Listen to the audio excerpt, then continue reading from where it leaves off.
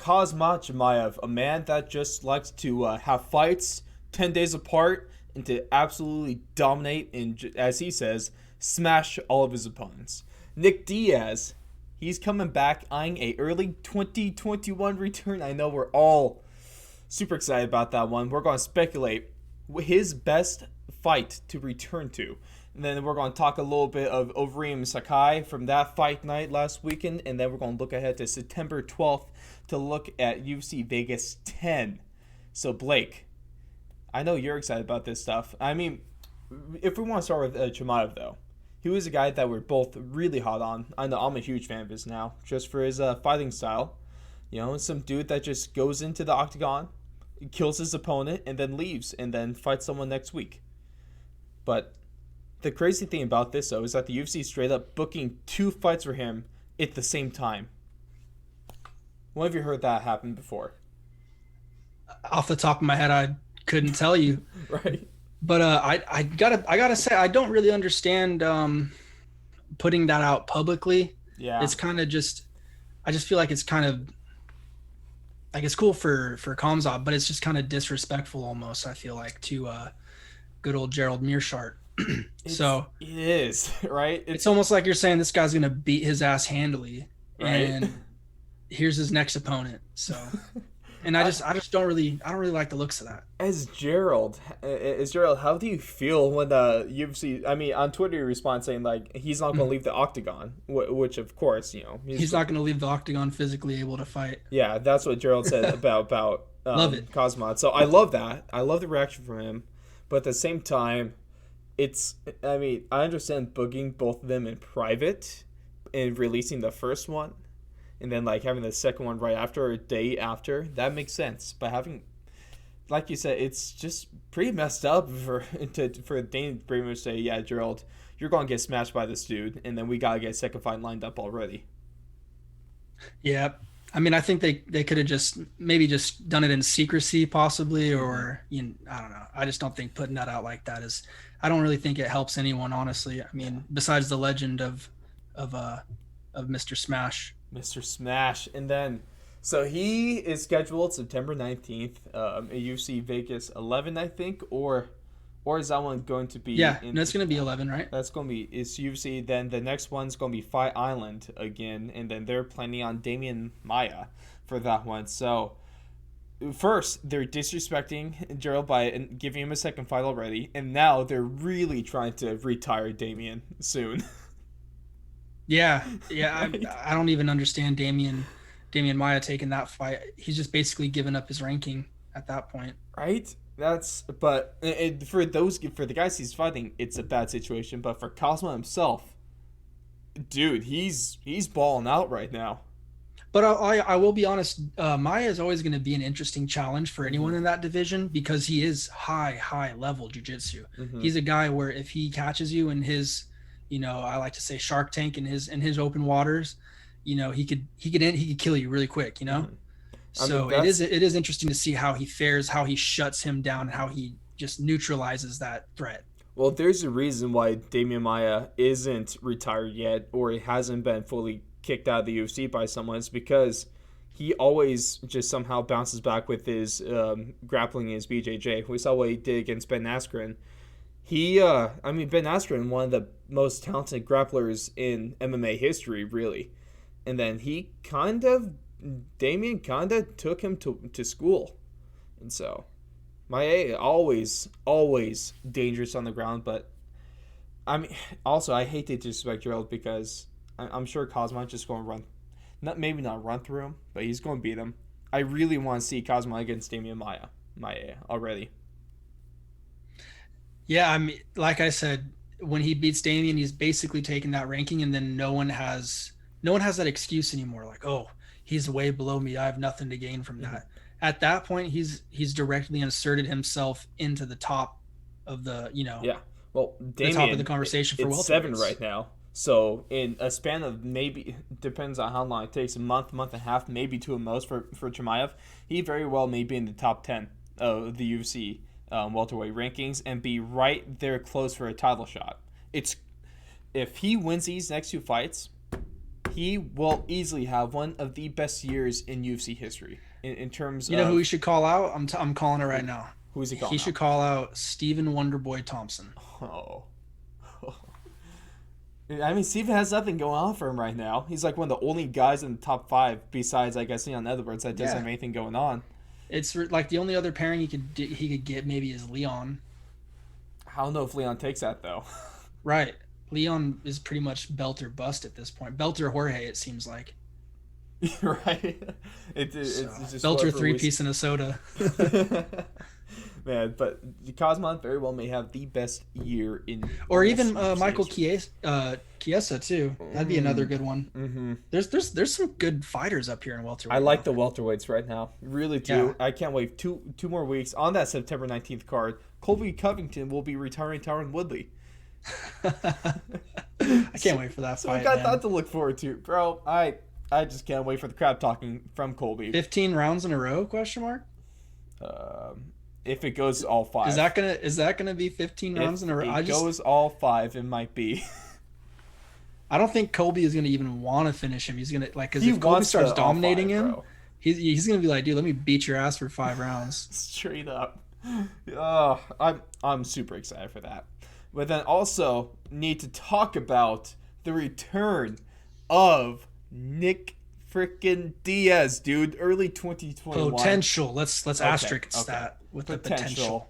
All right. Let's not get too, because he gets me way too excited that he's going to come back. He's going to fight again. Same with his brother, and then they don't, and they get tested for weed, and they get suspended, and it's a mess. Okay, let's not guarantee anything, but all but confirmed, I guess. Well, we'll put that there. That Nick Diaz is expected to be back in the UFC in early 2021. He just had his thing. He did like a couple test month weight cut, right? Yeah, a couple month camp where he like. It was a 14-week camp, I think I saw on Twitter. So pretty much a full, really good fight camp with a pretend weight cut. He was on the new diet, and he looks good.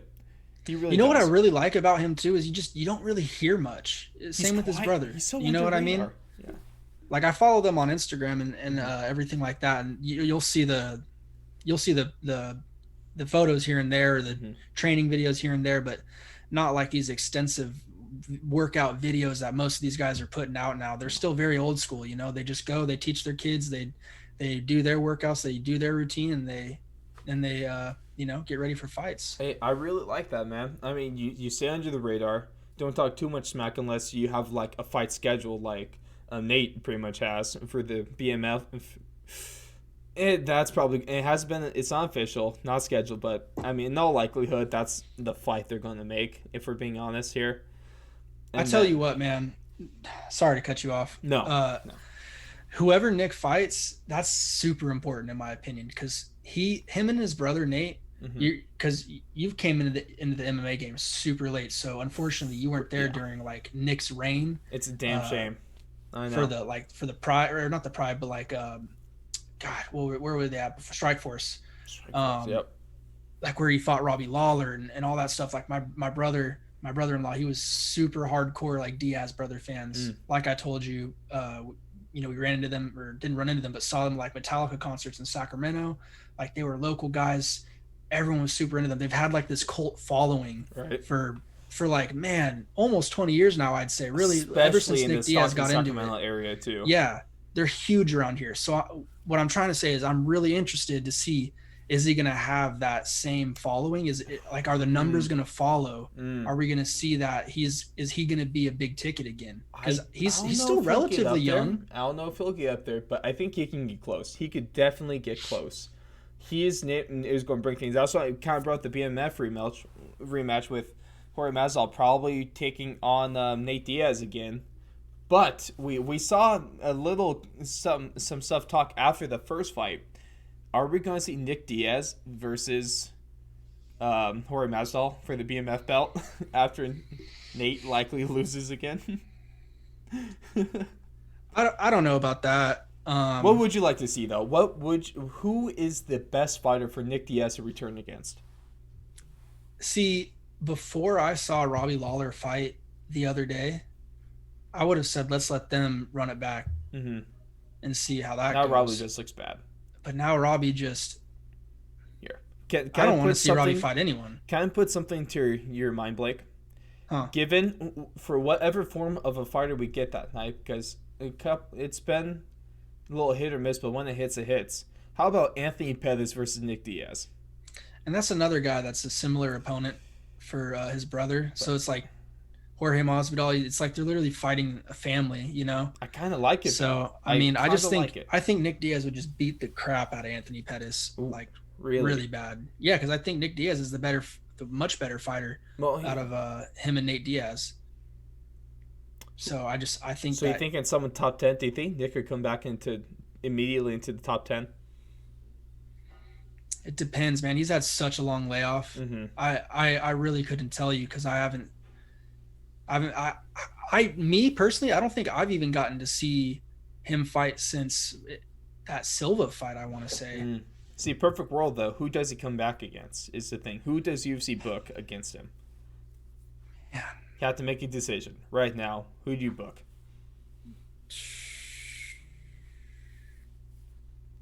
I almost wouldn't mind seeing him fight like a RDA, maybe even a Chiesa. What about even a Luke? But the thing is like there's not going to be any importance to that fight. Exactly. Like you want to have something kind of like a little bit of a storyline maybe or something. But that's what I'm thinking. No you could sell the fight if presumably the rematch happens and presumably Nate Diaz loses again. You could very easily have a story and promote and book. Oh yeah, not arguing with you there, but I think that's the most likely. Waiting, though. That's going to be at least a 5-month wait from right now. Right now, yes, because they're fighting. Well, if not 6, because I think they're fighting early January, if I'm not mistaken. I thought they were doing December. I thought December was. Did they change their mind recently? I think December is for January. Well, if they're doing December, then it's going to be at least 5 months. If they're doing January, I'd say maybe 6 months from now. So I don't know how soon Nick Diaz. It all depends. How soon is he trying to fight? What is he is really trying to 2021? Fight? Is that January? Is that February? March? A March fight would make sense if you had the BMF rematch in December, 3-month layoff, book the fight in March. That's reasonable. It's reasonable. That's just the only thing though. Is there's just not a fight that I love right now for Nick Diaz. I think Nick Diaz kind of has to insert. To be in? No, I think it's kind of up to him, man. He has to insert himself in there and get people excited again and call someone out or he can get excited. I think he kind of has to call the shot. Because right now there's just like I'm having trouble right here. The only name that really came to mind was Robbie Lawler, just because they had that bout in the past. But like I said, Robbie Lawler, not really. I think he's kind of close to the end now. So I'd like to see Nick get someone that's maybe going to challenge him, but not be too insurmountable of a task. You know? Yeah. I don't want to see Nick come in there and look rusty and just get his ass whipped. Blasted. You know. The worst thing is Nick Diaz to come back to a loss. Yeah. That's the worst. Well, I mean, for anyone, his loss is a loss, bro. It's the worst thing would come back and look like shit. Excuse me, look like crap.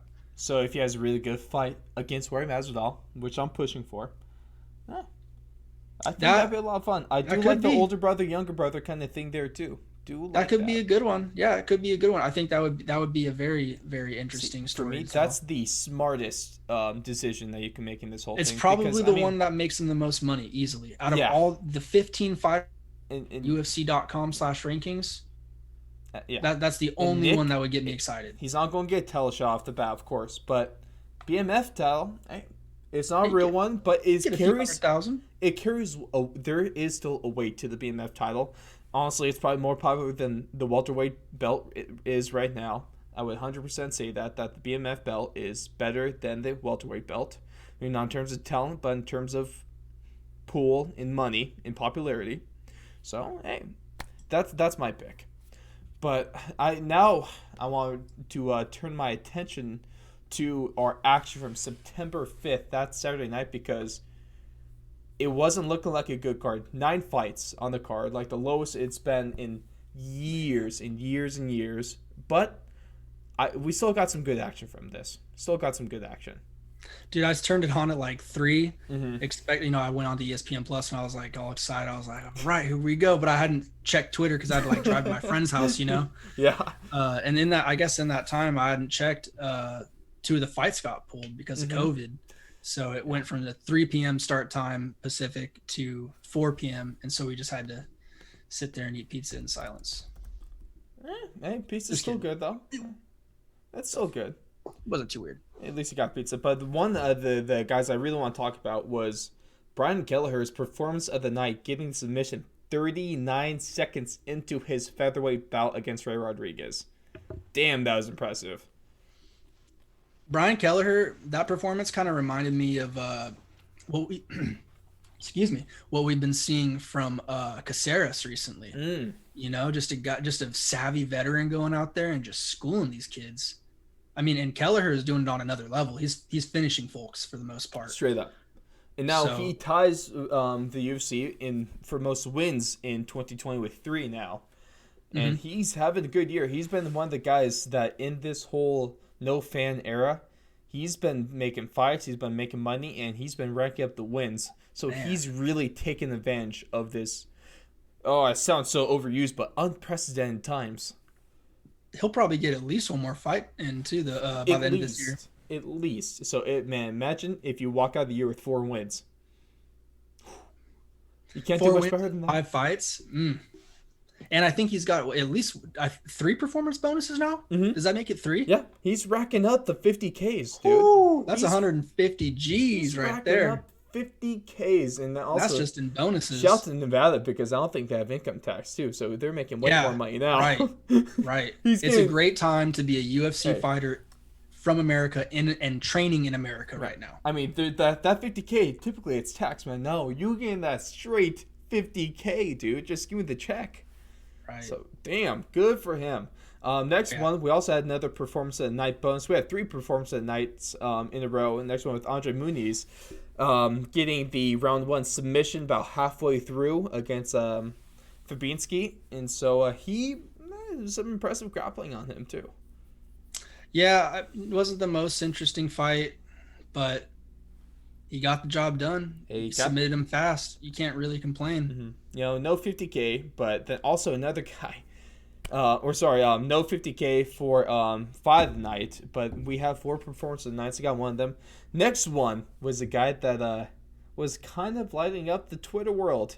Michel Pereira, Lima, dude, with the performance of the night, and he's entertaining as hell to watch. There is no denying that. Yeah, I mean, I said it last week.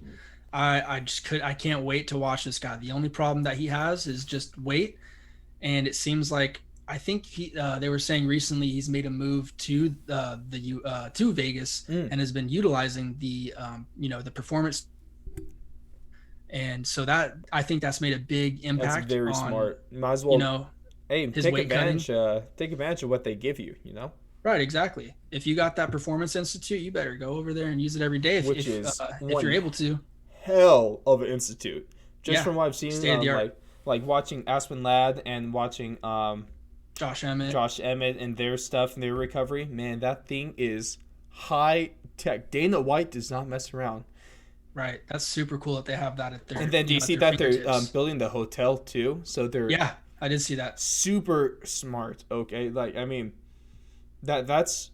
they're just building their own bubble, essentially, is what they're doing now. They have everything they need in their bubble. That's super smart on the UFC's part. Right. Self-sustaining too. Pereira, I mean, I kind of missed this too. I don't know if you got to see this. I think they showed it on air, but there was a little bit of heat going into this fight. I was kind of surprised by this because I didn't know that they were kind of beefing before the fight. Yeah, so I didn't get to watch the weigh-ins. I usually check out the weigh-ins, on Friday or and I guess during the face-offs, Imadaev, I can't say it. Zelim, he goes and slaps Pereira. I saw that. Yeah. Because during the whole fight, I was wondering, man, why is Pereira wants to slap this guy? He broke out his own Stockton slapper for talking about the Diaz brothers. And so I just didn't know that there was a story behind that while watching the fight. And so then after the fact, I I did a little research and figured out that was the reason, and Lima that was made everything even better. I was like, oh my right? God. That's why he literally stares at his hand, kisses it, and then slaps and him. then slaps him in the face. Bro, he was landing with those. It was some of the fun. He slapped him at least 6 times. Yeah, I'd say it was in that honestly fight. one of the funniest things I saw the whole weekend. That Man, was, and he just beat the brakes off that guy too. and then goes on and submits him. That's Casually throws a Showtime kick, and it lands pretty decently. You know, Right. like not clean, but it lands decent. He did like that. He did like a front flip, freaking karate chop kick. Oh, what the hell do you even call that? I don't know, man. It was crazy. He's done so many crazy things. All right, so what just this in the guy span of his does, few fights. where he gets all his moves, he just goes on UFC 4. Just goes there, just looks when during the move sets when you make your own fighter, he just looks at the craziest things, and then he goes, "Oh, I'm gonna try that in the octagon sometime." Yep, and he does it. Dude's And he does it more than once too. Yeah. He'll just Right. It's crazy. That guy is so much fun to watch. I cannot wait to see who he fights next. Last thing I have to say about him, his call out of Jorge Masvidal was just weird and silly. wasted. You know what? What if Pereira versus Nick Diaz? Now that you talk about it, What about that? That guy, he's interesting. I don't know if there's a lot of. He's a striker. He's not gonna freaking try and dominate Nick. It's just gonna be a straight up, yo, are you ready to throw down? From a matchup perspective, and from what it's going to create is a fight. Hell yeah, I want to see the hell out of. I'm gonna watch the hell out of that fight. For me, I might be a little bit of a bad fight for Nick Diaz to take. It might, yeah, because that's a stud. Unpredictable he is, and now he's legitimately a good fighter. But it also could be a guy Nick Diaz could totally neutralize and just beat the crap out of with his boxing. Well, you got to remember, Nick Diaz is amazing in the grappling and the BJJ. So if he gets him to the ground, it might be over. Nick Diaz, he is a very well-rounded fighter. I think people kind of forgot about how good of a fighter he is.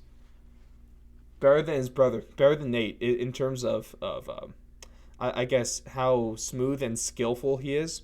I would say he's better than Nate. No argument for me. No, all right. I was waiting for something. I was like, oh, is he going to say something? Is he going to disagree with me like he usually does? I just said that like 10 minutes ago. So if I said anything opposite, I'd be Yeah. And now, dude, hypocrite. what about this next fight though with OSP knocking the hell out of Alonzo, dude? Yeah, that the was walk-off KO never gets old. Mm-mm. No, and credit to OSP too, because I think he was the under. He was a plus 100 underdog in this one for some reason. And Menafield is a savage too. He throws bombs, and man, that he stayed so calm, cool, and collected, and just hit him right on the button on that counter, and lights out. As who is it? Who's the rapper that said it? Face down, ass up, Big Sean. Jeez. Oh, I can't remember who it is, but that's how he had him. Yeah, I guess so. I literally looked at my friend. I was like, "Damn, face down, ass up." Dude, but man, he hit him with the cleanest, just kind of a little, not a full over him, but got the hook just over the guard and landed flush. And that dude was, he face planted hard. Hard. Yeah, he like full swan dive hit the floor. I watched that replay like at least 10 times after the fight because that was just fun. It's always fun to see knockouts like that, Oh yeah, I mean that right there, the last 3 fights kind of saved the card for me, really. Yes. I mean, it was just night and day compared to the first few fights. Well, in the co-main, you have OSP just getting a really clean knockout, just really pretty looking one. And then in the main, you have Alistair Overeem in the 5th round, just a brutal knockout over Chimaev. 2 really good knockouts, but 2 totally different styles of one.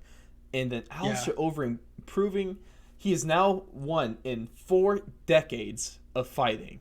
Okay, and he is he looked really good. He looked really good on Saturday. And this was an up and comer that was on. Yes. What was his win streak? 4-fight win streak in UFC, right? So 6-fight win streak total. I want to say he's no slouch. He is no slouch, and Overeem punished him Well, after the first two, it looked like maybe Sakai had it, but then the 4-decade veteran Alistair Overeem just took over, and his ground game is still might be some of the best ground game in the heavyweight division. I just think Overeem, he's just such a complete, well-rounded fighter. There's just little mistakes that he made in a few of his fights that really are going to taint his legacy. No, I wouldn't say taint his legacy, but just diminish it a little bit. You know, like the Francis knockout, the Rosenstruik last-minute Hail Mary knockout. Right. When the Blades unfortunately knockout. He was winning that whole fight too, is what really sucks. The Blades knockout, They got a chunk of that was his brutal. leg taken out, and then this you either takes really brutal knockouts, or he delivers them. I don't know how he's still fighting because 47-18. That's crazy. But with the hits he's taken, bro, how is he alive? And what's he was so smart because everyone was giving him so much crap. But I was bothered by it the first time I saw when he would have his high guard, and he was just eating those, he was just letting Sakai just tee off on him. Yeah. But the only thing that I noticed is Sakai, he kind of was just head hunting. He never really made that adjustment and started, digging into the body because Overeem was just straight up letting him throw. You aim for the liver, aim for the ribs, get the gut, get those and kicks going. And that's the thing that Alistair Overeem, I thought, did really well. He was depositing at the bank every single round. He was going to the body every single round. He was just, letting that interest stack up. Right. And then eventually you could tell when the tide started to turn in the fight about the third round, you could really see Sakai is starting to get freaking tired. He was gassed in the corner, yeah. bro. He was gassed. Yeah. So, it wasn't surprising to me that Alistair Overeem finally ended up making it happen. The way that the first round started, I was like, woo, Sakai. Yeah, he's the real deal. And he still is the real deal, but he's just got to figure out, how do I become that 5-round fighter where I can get pushed to my limit and continue dishing the punishment rather than, kind of fading and letting Overeem take over. The thing about this fight is that I think that the result of this fight straight just comes down to experience. Sakai is a fighter. If this is a 3-round fight, he would have won this fight. But Alistair Overeem being able to just fix the mistakes he had in the first round, notice what Sakai is doing, and then just keep chopping wood the whole fight and slowly breaking him down until he almost has him finish in the 4th, and then it goes on and just finishes him really early into the 5th. That was just I guess veteran experience. That was just high level. The way he mixed it up too. How about those takedowns that he landed? Really solid stuff. Beautiful. Just like you said though, Alistair Overeem, he is still just a complete fighter. There's hardly a weakness on him. Even his chin isn't weak. Unless you're going against some of the biggest strikers in the UFC. Curtis Blades doesn't count because that was just vicious. That was just really nasty elbows to the forehead. Make him look like a fountain. Yeah. Okay, but anyone's gonna get destroyed on that. But at the same time, though, Augusto Sakai still definitely has a future in the heavyweight division. Oh, definitely. He just got out experience, and I don't want to take away anything from him because he still, if you just like the first 2 rounds, he was winning 2018. So. Great fight by both. Next for Alistair Overeem, though, still very well. This is his farewell tour. He's even admitted that, but he is still in title contention. I would like to see Alistair Overeem, if we're not getting the super fight that we talked about in our last UFC show. I would not be opposed to Alistair Overeem welcoming John Jones to the heavyweight division.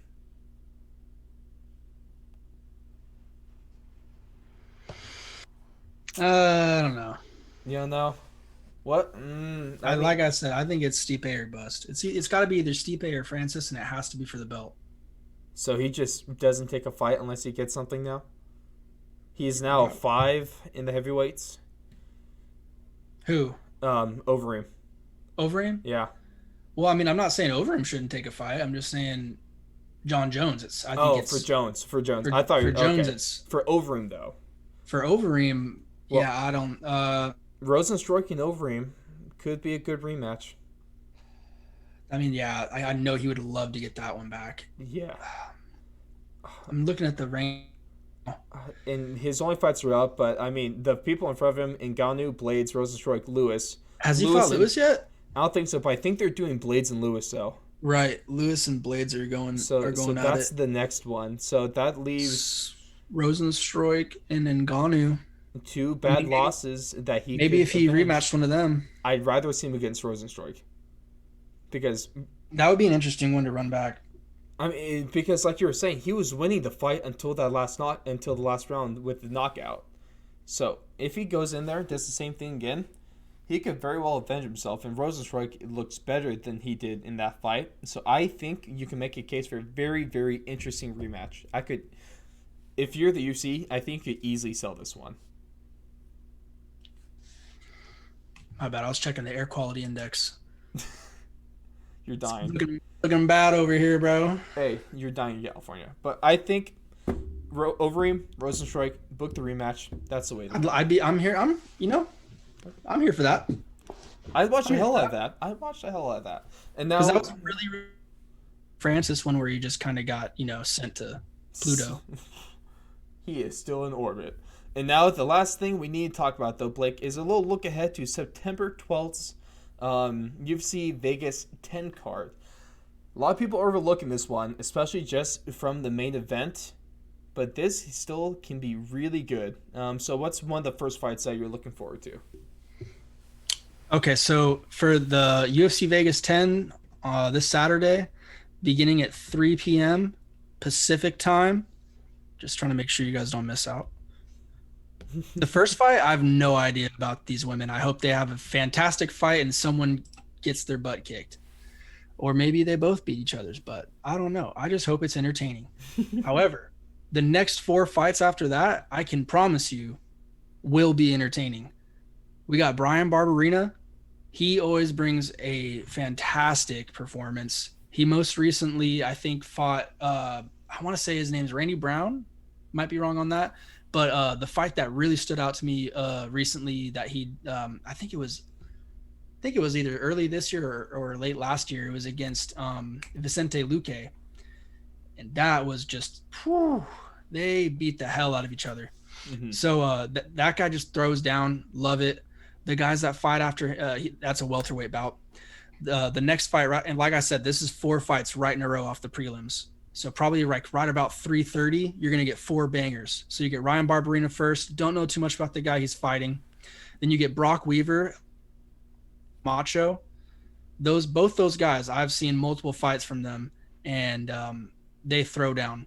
So I think that's going to be another example of just 2 dudes that go in there willing to bite down on the mouthpiece and just, take shots and deliver shots. It's going to be a really interesting and entertaining fight. The fight right after that, Bobby Green. It's going to be another lightweight bout. Bobby Green versus Alan Patrick. I don't know anything about his opponent, Alan Patrick. Sorry, my guy. But I do know Bobby Green has had 2 very impressive performances in a row against Clay Guida, savvy veteran, and against Lando Venata. Yeah. In that Clay Guida fight, he thoroughly just thrashed Guida. It was hardly a fight, which is hard to watch, but it was also really interesting just seeing how well Bobby neutralized him in that fight. And normally, wild and really talented Guida. For a really, a veteran like Clay Guida that goes up against everyone at Team Alpha Male all day, every day, that's and he really good guy's ass whooped in that fight too. So, yeah, that's a good Green, notch man. on the bedpost, I'd say. Matt Frivola versus Roosevelt Roberts, the next fight after that. Roosevelt Roberts, an up-and-comer. I think he is an alumni of the Contender Series, if I'm not mistaken. Matt Frivola most recently beat Violent Bob Ross. R.I.P. Yeah, that was absolute BS. That Pena got popped for weed, but that's a different discussion. Right. And then I guess there's also, we'll give a shout out to Sajara Eubanks. She has trouble making weight. Let's hope she makes weight at bantamweight. She's a girl that could possibly be an interesting player in that division. She's an athletic, kind of a bruising brawler type fighter. And she also interesting to see how she fights against a girl with a pretty Julia Avila with a pretty impressive record. Mm-hmm.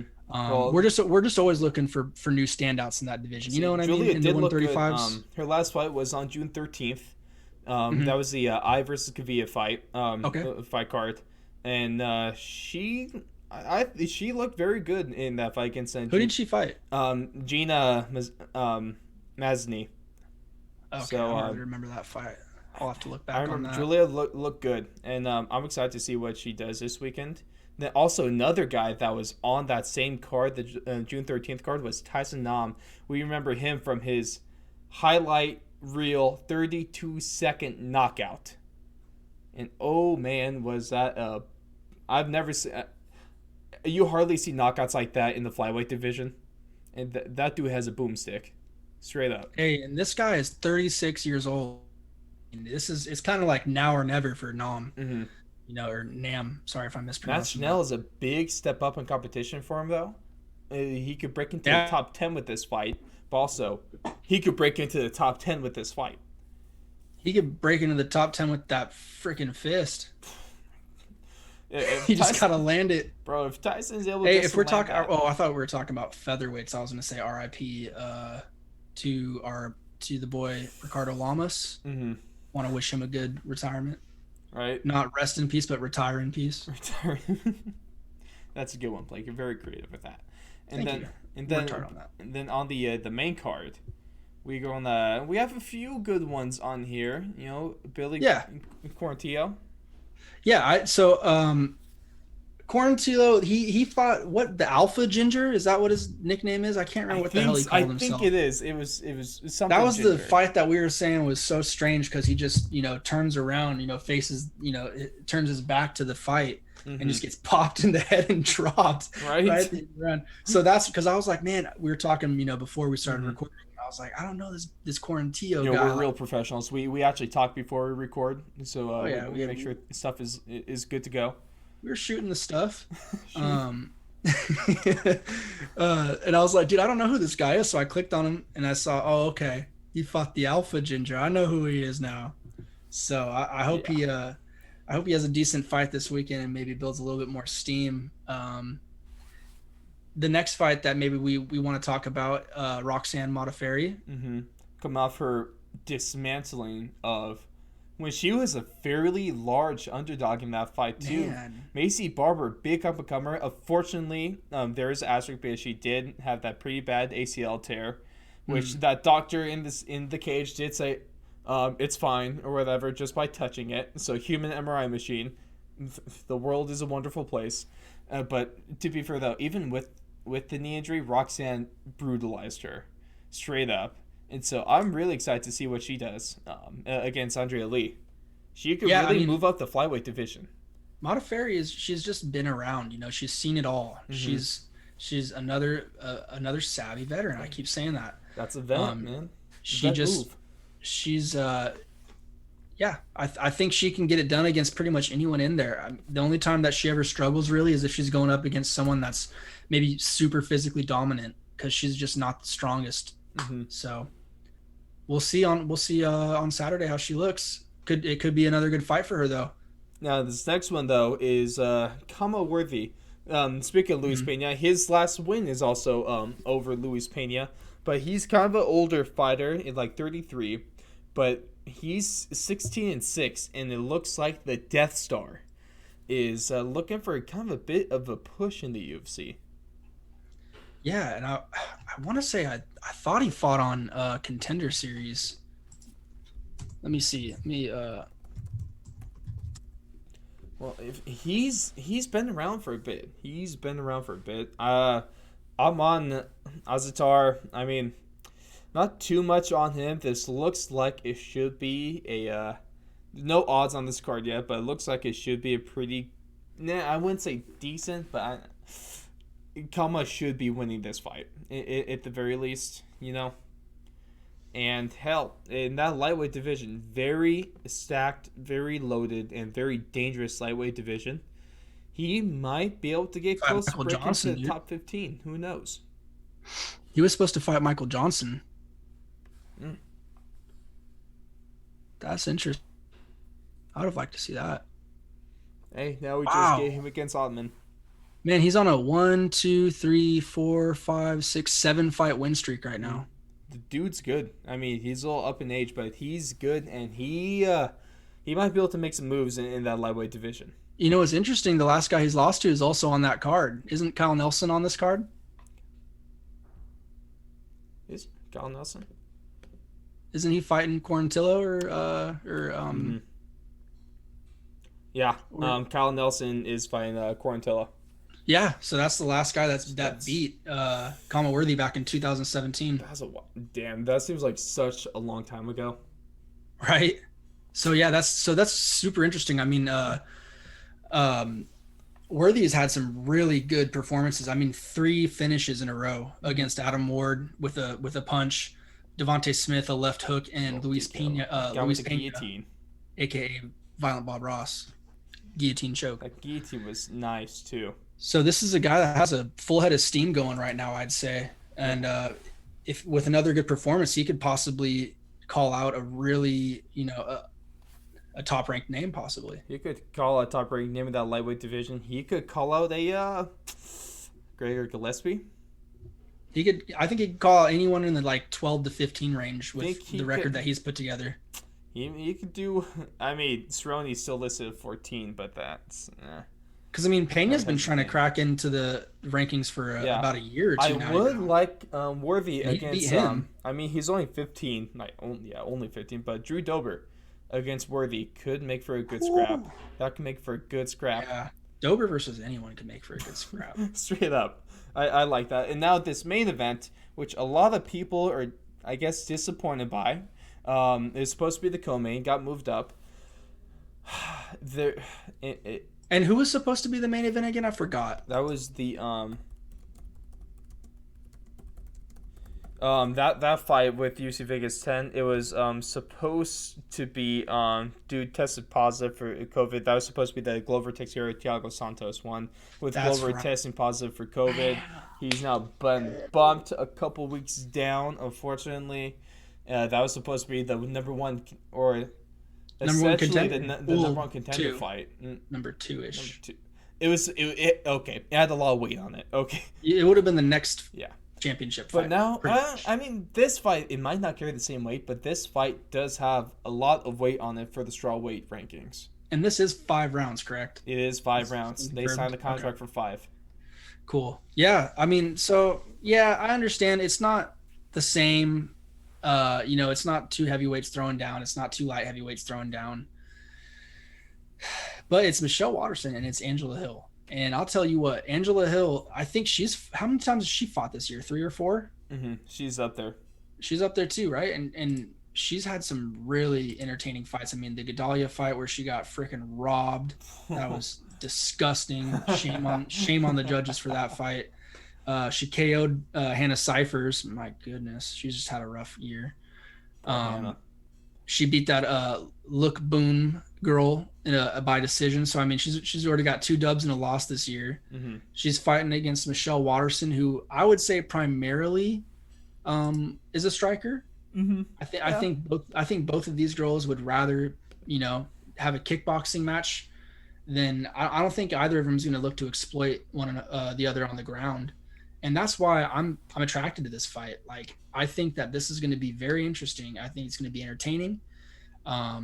As long as, I think it's very hard. Like I was telling you earlier, I think it's very hard for a fighter to be timid against Angela Hill. She's one of those kind of up in your face, you fight her kind of fight. Mm-hmm. So I could see this being a sneaky, really good card. Dude, that's the thing though. Like, almost every single one of these UFC Vegas cards has not been great on paper, or at least some of them have. A lot of them haven't. But when it gets down to brass tacks, bro, these fights they over deliver most of the time. Mm-hmm. They really do. Now I will say there's not a lot of room for like cancellations this week. No, everyone needs to be on their please no best COVID. behavior. Please no COVID. Don't go anywhere. Stay in your quarantined hotels wherever you're at. Don't get that stuff because this is not a very deep card. Like I said, there's about 4 or 5 fights on the prelims I'm looking forward to, which is amazing. That's amazing for prelims, especially right now, considering the pool that we have available of fighters. And then really, there's only about 3 fights I'm looking forward to on the main event. Yeah. You're the main card, I'm saying. But I mean, there you have it, though. When it all comes down to it, Khamzat Chimaev is going to be in the top 10 at the end of this year. Then we're going to see Nick Diaz. He's going to be fighting for the BMF belt early next year. Then Alistair Overeem. He's going to be fighting. He's going to be getting his revenge against Rosenstruik a little later on. And then we're going to have a sneaky good card on Saturday to be able to enjoy. Right? Yes, sir. I think that's a great summary. You know, you summed it up perfectly. Oh, I know. I'm just a genius. But you can find us at The Fourth and Long at www.thefourthandlong.com. You can find us on Twitter, Instagram. I do have a Facebook. Don't use it, but it's there. Shout out to the little lizard man for having all my personal data now. You can just do the website, do the YouTube, anywhere you get your podcast from. You can find us. Just a new drop on the merch store as well. So go check all that out. Everything is linked. Everything is on the website. And Blake, just like every single UFC show that we end with, it's a great time to be a UFC fan. Always. And then if you're not, it's never a bad time to start being a UFC fan. And the best way to start by being a UFC fan is being informed, and so you could just listen to all of our stuff because, damn, our UFC correspondent Blake Campbell gets it right most of the time. I'll say most. Sometimes. Yeah. Every now and then. He's like a weatherman, okay? How's that for your predictions? Is that a little too harsh? Hey, sometimes weathermen be on point, so I'll take that. Hey, sometimes they be on point, sometimes they do, though. But everyone... can't wait. Saturday is going to be sneaky good. Watch out for it. And then let us know what you think. Who should Overeem fight next? Is Khamzat Chimaev really the real deal? And who should Nick Diaz fight? Let us know in the comments. But besides that, we will catch you guys in the next one. Peace.